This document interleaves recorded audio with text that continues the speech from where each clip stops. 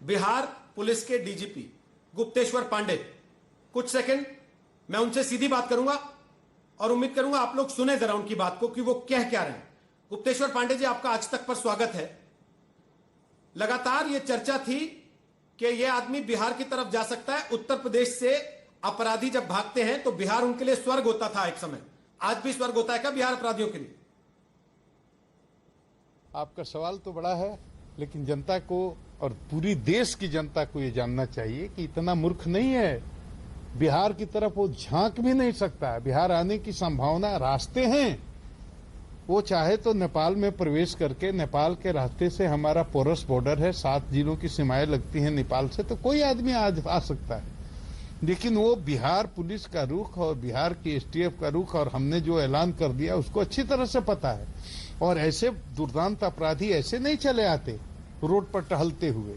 उनके लिंक्स होते हैं, उनके कनेक्शंस होते हैं कि वो कौन बुला सकता है, किसके थ्रू बिहार में प्रवेश कर सकते हैं, ये हम लोगों को पता रहता है। कि गोपालगंज से आएंगे तो क्या उनके लिंक हो सकते हैं, सीतामढ़ी से आएगा तो क्या उसके लिंक हो सकते हैं, सुपौल से घुसेगा कोई अपराधी तो उसके लिंक हो सकते हैं। तो सारे ऐसे लोगों पर हम लोगों की नजर है। इम्पॉसिबल है उसका बिहार में आना, मैं आपको बता दे रहा हूँ, वो आ ही नहीं सकता। और आएगा बिहार की धरती पर पैर रखते ही पुलिस अपराधियों के लिंक्स पर नजर रखती है। सर, आप कह रहे हैं पुलिस अपराधियों के लिंक्स पर नजर रखती है, यहां तो उल्टा है ना। अपराधी पुलिस के लिंक्स पर नजर रखे हुए, इसीलिए तो 8 लोगों को मार के भी फ्री घूम रहा अब तक। मैंने फेसबुक पर देखा, किसी ने लिखा ये ब्राह्मणों का शेर है, शर्म आनी चाहिए, घिन आती है मुझे। अगर इसको शेर बोलते हो तो भगत सिंह कौन थे, खुदीराम बोस कौन थे, चंद्रशेखर आजाद कौन थे, अशफाकुल्ला कौन थे? जो वतन के लिए शहीद होता है वो शेर होता है। क्रांतिकारियों की फिर से परिभाषा बदलोगे क्या? ये पेशेवर अपराधियों को शेर बनाओगे, क्रांतिकारी बनाओगे और मारे जाएंगे तो इनको शहीद बोलोगे? अपराध की संस्कृति को समूल उखाड़ना होगा। इसमें आम जनता को ये समझना होगा कि अपराधी जात का देखकर अपराध नहीं करता है। ये शेर है। पहली इसमें जो मारा गया डीएसपी किस जाति का था?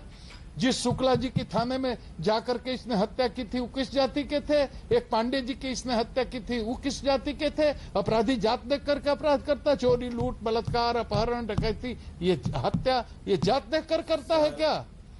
ऐसे अपराधियों के विरुद्ध में सारे समाज को संगठित होकर के और खड़ा होना चाहिए। अपराध की संस्कृति के खिलाफ अपराधी को केवल अपराधी समझना चाहिए। उसको हीरो बनाइएगा, उसका सम्मान। सर, मेरा सवाल पुलिस के लिंक्स पर है और आप जनता के लिंक्स की बात कर रहे हैं और कह रहे हैं कि समाज को उसके खिलाफ खड़ा होना होगा।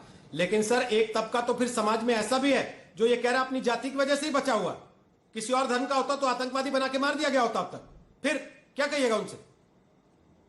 देखिए, इस पर मैं डायरेक्ट सीधी टिप्पणी करने से बचूंगा। मैं सिर्फ ये कह रहा हूं कि अपराध की संस्कृति की जो बात कर रहा हूं उसको आप समझिए कि मैं मूल में, जड़ में जा रहा हूं कि अपराधी की इतनी हैसियत हो जाती है जब जात के नाम पर हम अपराधी को समर्थन देने लगते हैं, सहयोग देने लगते हैं, उसको हीरो बनाने लगते हैं, शेर बनाने लगते हैं, उसकी पूजा करने लगते हैं, फूल माला पहनाने लगते हैं, उसका सामाजिक सम्मान करने लगते हैं, उसके पीछे खड़े होकर उसका जिंदाबाद करने लगते हैं, तो उसकी ताकत धीरे धीरे धीरे बढ़ने लगती है। और हो सकता है कि इतनी ताकत बढ़ जाती है, जन समर्थन हो जाता है कि कुछ राजनीतिक लोगों की मजबूरी हो जाती हो उसको देखना, उसको खुश रखना, उसको संतुष्ट, ऐसा होता है, हो सकता है। लेकिन हमें इसी चीज को तोड़ना है। हम हीरो ही न बनने दे किसी अपराधी को, चाहे कि वो ब्राह्मण हो, चाहे कि वो ठाकुर हो, चाहे कि वो मुसलमान हो, चाहे कि वो किसी जात का, किसी मजहब का कोई भी हो। अपराधी को अपराधी की तरह ट्रीट किया जाए और वैसा ही उसके साथ सलूक किया जाए, उसको हीरो बनने ही नहीं दिया जाए। ये बात। बहुत बहुत शुक्रिया गुप्तेश्वर पांडे।